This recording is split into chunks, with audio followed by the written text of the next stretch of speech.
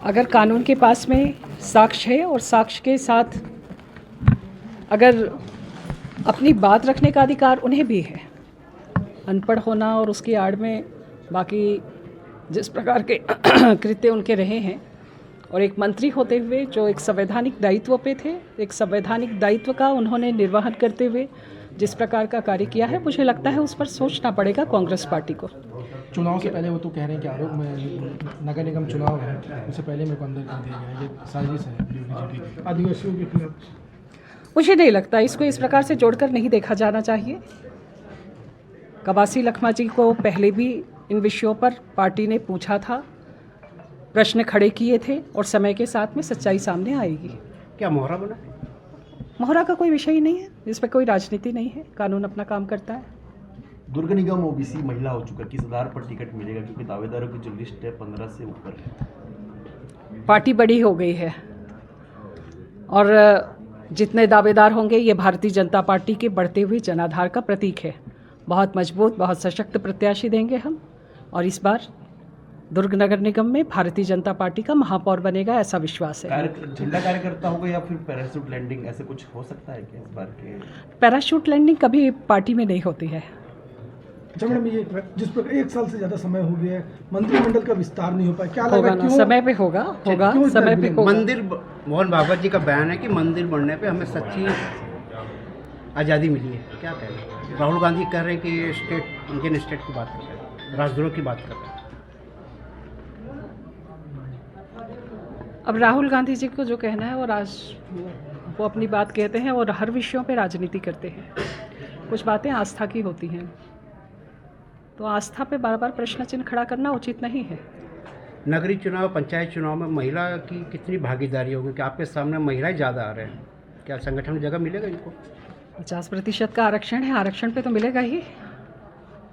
राष्ट्रीय और प्रदेश स्तर पर जो होने जा रहे चुनाव, महिलाओं को संगठन में जगह मिलेगा कि नहीं मिलेगा? भारतीय जनता पार्टी पहली ऐसी पार्टी है जिसने 33% आरक्षण संगठन में दिया और उसमें से बहुत से महिला नेतृत्व खड़े हुए। विपक्ष ओबीसी को लेकर के काफ़ी हो हल्ला कर रहा है कि जो समीकरण बने तो वो नहीं बन पाया, ओबीसी को दरकिनार कर दिया गया है, तो भाजपा कहीं ना कहीं काउंटर भी कर रही है, तो किस रूप में देखते हैं छत्तीसगढ़ में खासकर? मुझे लगता है कि इस विषय पर पूर्व मुख्यमंत्री जी ने जो कहा है वो जनता को भरमाने वाली बात है। बहुत स्पष्टता के साथ में भारतीय जनता पार्टी ने उस विषय पर अपनी बात रखी है। ओबीसी का आरक्षण कहीं पर कम नहीं हुआ है और ऐसी कोई भाजपा की मंशा नहीं है। भारतीय जनता पार्टी ने हमेशा इस वर्ग के हित की चिंता की है। देश के प्रधानमंत्री इसी वर्ग से आते हैं और वो हमेशा उनके आने के बाद पहली बार ओबीसी आयोग का गठन हुआ। कांग्रेस पार्टी ने आज़ादी के बाद से आज तक कभी गठन नहीं किया और आयोग के तौर पर किया, मतलब उसे कितने प्रकार के अधिकार मिले हुए हैं। तो मुझे लगता है कांग्रेस पार्टी के पास तो ये नैतिक आधार भी नहीं है कि वो आक्षेप लगाए।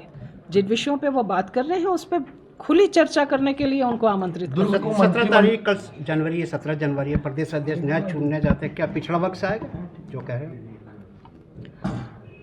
संगठन में काम करते हुए सभी कार्यकर्ताओं को मौका मिलता है और पार्टी कभी जाति की राजनीति नहीं करती। सभी वर्गों को हम साथ लेकर चलते हैं, सभी वर्गों को नेतृत्व मिले और सभी वर्गों का समावेश हो, यह हमारी कोशिश है और पार्टी हमेशा इस कोशिश में सफल भी हुई है और आगे भी यही कोशिश आज का औचित्य क्या बैठक लेने का, मिलने का आपका आज के दिन का चुने? नहीं, आज का कोई ऐसा औचित्य का विषय नहीं है।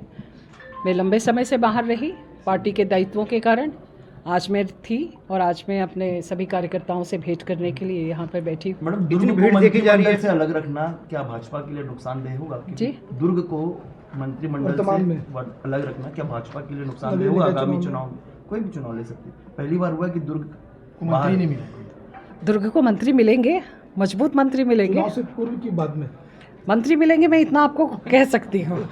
Thank you.